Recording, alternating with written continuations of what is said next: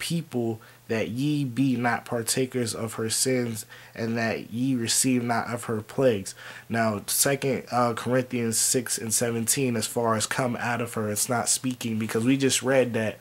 That's another cut, because we just read that the Most High said He's going to deliver us out of Babylon, from, and redeem us from our enemies. So we don't need to move and go somewhere. And like the Lord said, He's going to send angels 4 corners of the earth. So the 4 corners is not just on the eastern hemisphere, so we need to go to Egypt, or we need to go to Africa, or whatever. You know what I'm saying? When the angels is going to gather, all over the world. But the point is, I just read it was Babylon, and it says, come out of her, my people, which is the Israelites. Okay? That ye be not, and then very other scriptures like Isaiah 47, because, I'm not going to go into all of these, but, if you take the time to read Isaiah 47, 1-6, another scripture proving we're in Babylon, and we're amongst Esau, and he has us, and he's the daughter of Babylon, which, Psalm 137, and then you have Zechariah 2, where it talks about we dwell in the land of the north with Esau. The land of the north, which I read, is North America, Babylon. Okay?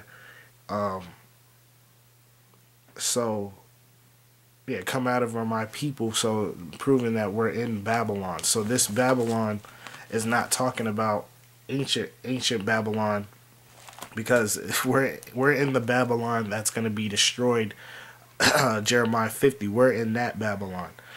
Okay, so but as far as what I was saying, to be delivered from the hand of our enemies, so we're in Babylon, and we're here, we shall be saved or delivered. Okay, so let me go from there. Let me go to Luke.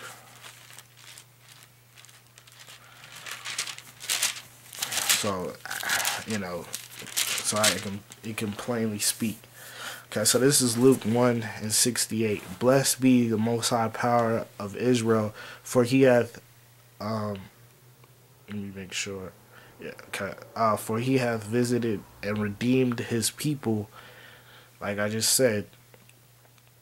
And this is going into how with Christ coming in for salvation, and hath raised up an horn of salvation for us in the house of His servant David, as He spake by the mouth of His holy prophets, which have been since the world began, that we should be saved from our enemies and from the hand of all that hate us, to perform the mercy promised to our fathers, and to remember His covenant.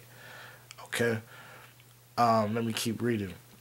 The oath which He swore to our father Abraham, that He would grant unto us, that we, being delivered out of the hand of our enemies, might serve Him without fear, in holiness and righteousness before Him all the days of our life.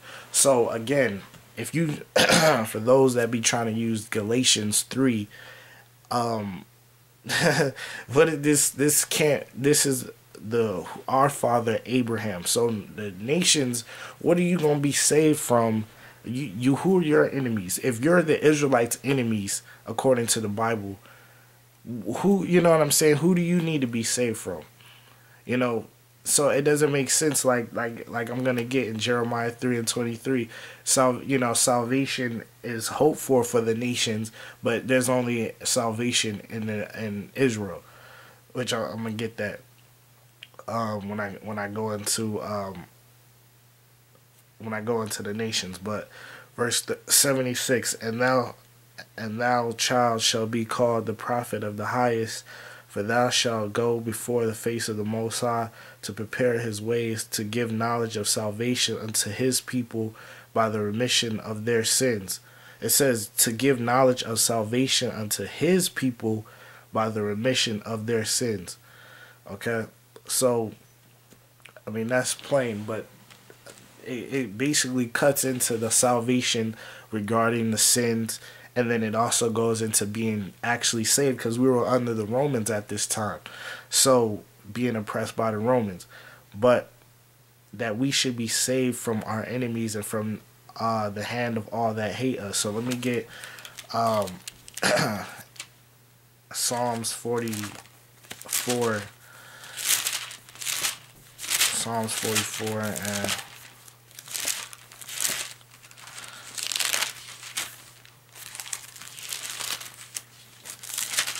Psalms 44 and 7.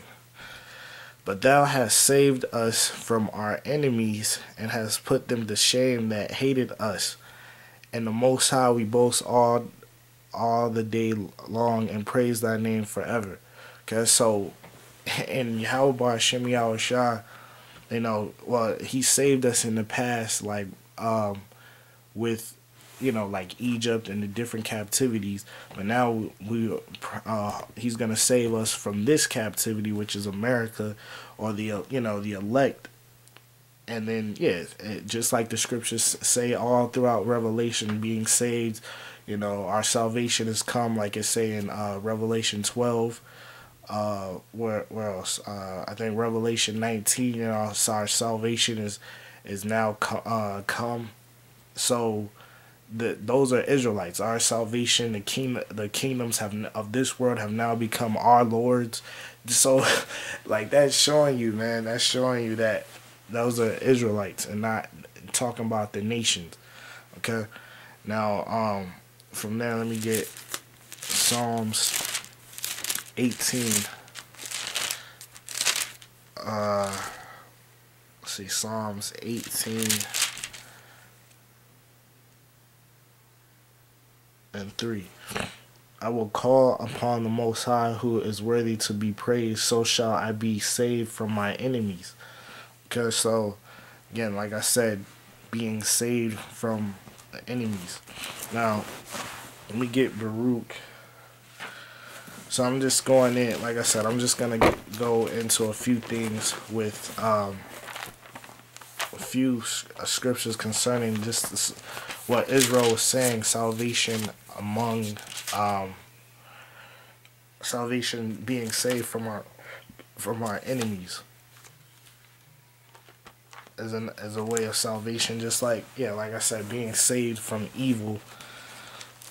Okay, so this is Baruch and the Apocrypha out of the 1611 with the Apocrypha in it.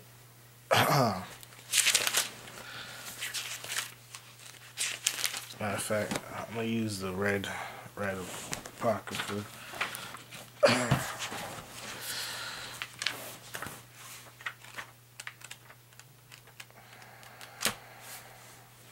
So this is this is Baruch. Let me see, 6 and 23. Or 4. My fault. 4. I'm gonna start at verse 6.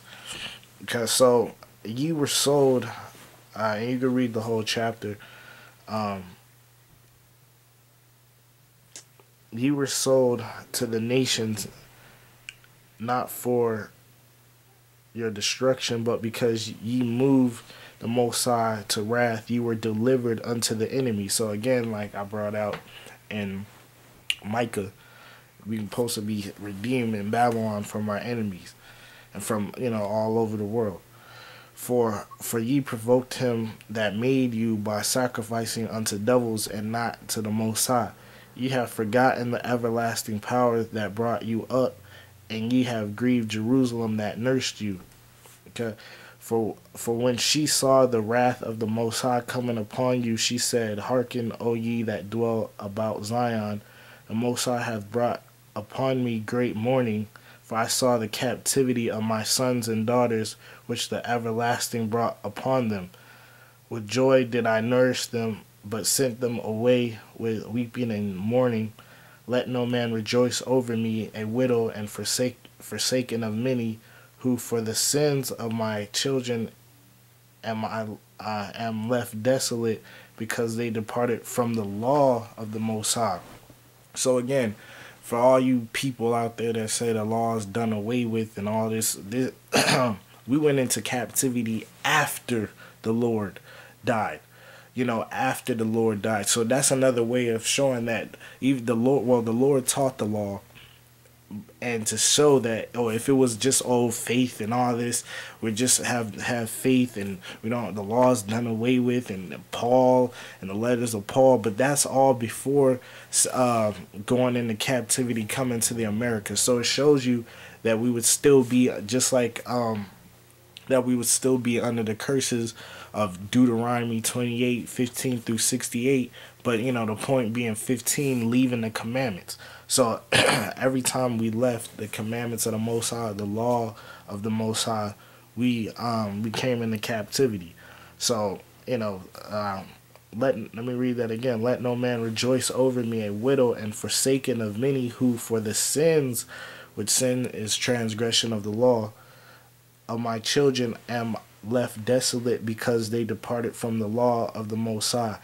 They knew not his statutes, nor walked in the ways of his commandments, nor trodden the path of discipline and his righteousness. Let them that dwell about Zion come, and remember ye the captivity of my sons and daughters, which the everlasting have brought upon them. For he hath brought a nation upon them from far, a shameless nation, and of a strange language, who neither reverence old man nor pity child. These have carried away the dear beloved children of the widow, and left her that was alone desolate without daughters. But what can I help you? But verse 17, but what can I help you? For he that brought these plagues upon you will deliver you from the hands of your enemies. Okay? Delivered from you from the hands of your enemies. Go your way, O my children, go your way, for I am left desolate. I have put off the clothing of peace, and put upon me the sackcloth of my prayer. I will cry unto the everlasting in my days. Be of good cheer, O my children, cry unto the Most High, and he shall deliver you from the power and hand of the enemies. For my hope is in the everlasting, that he will save you, and joy is come unto me from the Holy One, because of the mercy which shall soon come unto you from the everlasting, our Savior. Let me see. Verse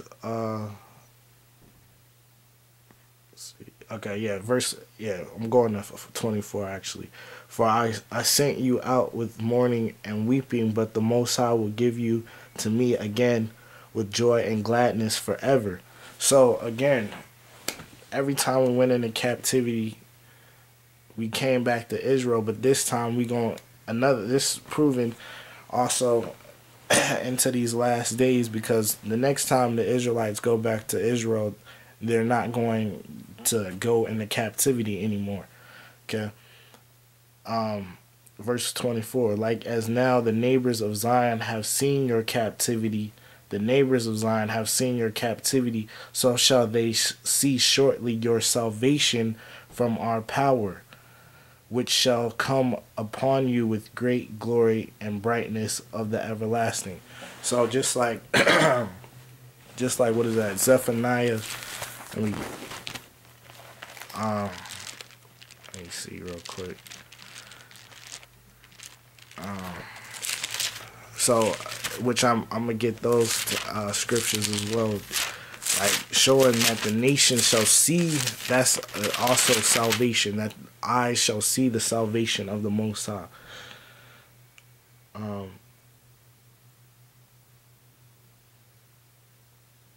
Zephaniah 3:20. It's like, at that time will I bring you again, even in the time that I gather you, for I will make you a name and a praise among all people of the earth, when I turn back your captivity before your eyes.